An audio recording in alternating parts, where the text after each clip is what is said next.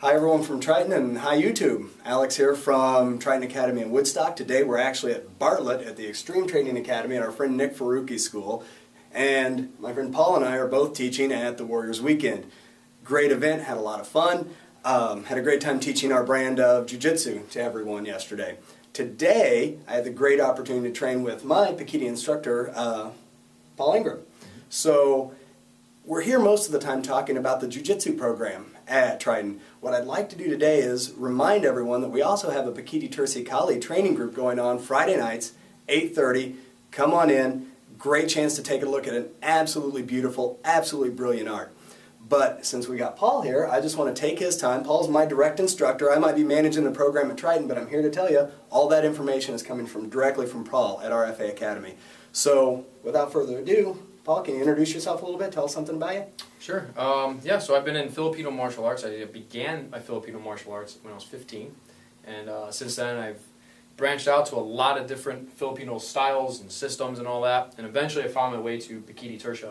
And my direct instructor is Tuan Tim Wade of the Pikiti Tersia Kali Global Organization. And Pikiti to me has been the most combative, precise, blade fighting science that I've found so far. It teaches you to protect yourself, it teaches you to engage the opponent, to engage multiple opponents, and really there hasn't been anything that I've come across that's this dynamic. Awesome. When people come in Friday nights and they're getting exposed to PTK for the first time, a lot of people don't have the wide background in martial arts that you might have. I might have come out of an eclectic background. Tell people about Pikiti and what they can expect when they first start studying Pikiti and as they move through the system. It's a real system. Pikiti is not defined as a style or an art. It's defined as a system.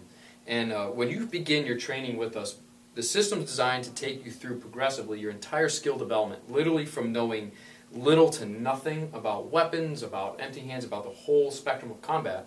And we take you progressively all the way up through the curriculum until you actually develop very high-level, professional-level skills to be able to protect yourself. It's used today. Pikiti Tersia is being used today in combat out there in the southern Philippines. It is proved, it is tested, every single day. And when you start your training, you're going to start off with basic weapon striking mechanics. You're going to start off with basic footwork maneuvering skills. We need to build that coordination up. And that way you build your confidence up, and then you start moving into the flow and learning the tactics and all that stuff. So it's a very, very progressive approach to training. Excellent. At Triton, we are by and large a Jiu-Jitsu academy. Mm-hmm. I know you've trained in JKD before. You've had some exposure to Jiu-Jitsu. You and I have had the opportunity to work together and doing, like me training PTK with you and seeing my Jiu-Jitsu here and the Jiu-Jitsu that we train at Triton. What similarities do you see in mindset or methodology between the two arts? The differences are clear. Blade fighting art, weapon fighting art, ground fighting art. What are the similarities that you see? What are the overlaps that might interest people? There's a couple actually. The first thing that comes down to is the training methods. When I watch Jiu-Jitsu, I'm seeing the technical aspect of it, which is right there in Pikiti Tersia. You have to define the technique, you have to refine the technique, you have to develop your body attributes and your mechanics.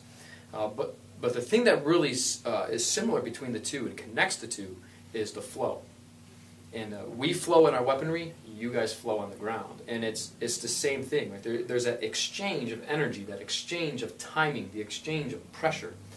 And that's why you develop skills very, very quickly. You develop a complete understanding of what you're doing on the ground. And that's the main thing that it shares, is that flow. And again, that whole progression to everything. I mean, the training methodology is literally parallel. Excellent. Next question for you. Again, speaking to most of our people that are Jiu-Jitsu players, what do you see as some of the benefits coming out of Jiu-Jitsu, training in PTK, and then bringing those elements back to Jiu-Jitsu? Why should a Jiu-Jitsu player go, it's worth my time to learn a blade fighting art? Obviously playing the blade is going to, it increases an awareness in your mind, and it increases awareness in your body. You're always playing this contact game when you're on Jiu-Jitsu, at least 99% of the time. When you're playing blades or any kind of weaponry, you're playing visual 99% of the time. So it really opens up what I like to call the intelligence factor. It allows you to think while everything is moving at 1,000,000 miles an hour, it teaches you to slow down even more, which is huge even in jiu-jitsu. I remember my jiu-jitsu coach, slow down, relax, slow down. And nothing, if you can relax with a weapon flying at your head at 140 miles an hour, then anything else is a lot easier.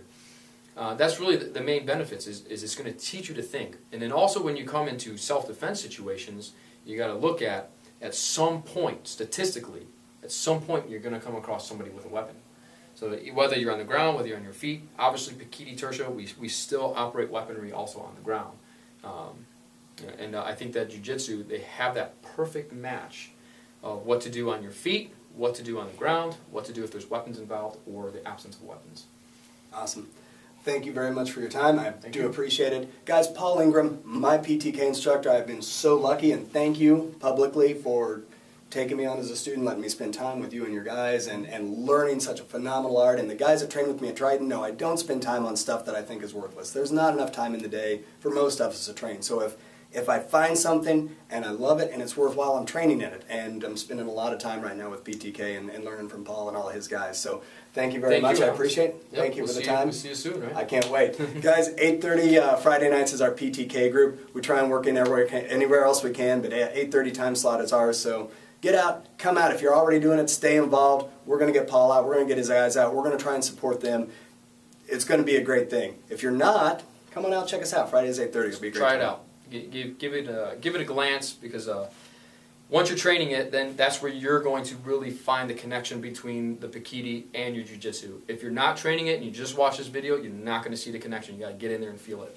And once you feel it, man, you're going to be amazed. It's a beautiful system. All right, thanks again, Paul. Guys, we'll see you later.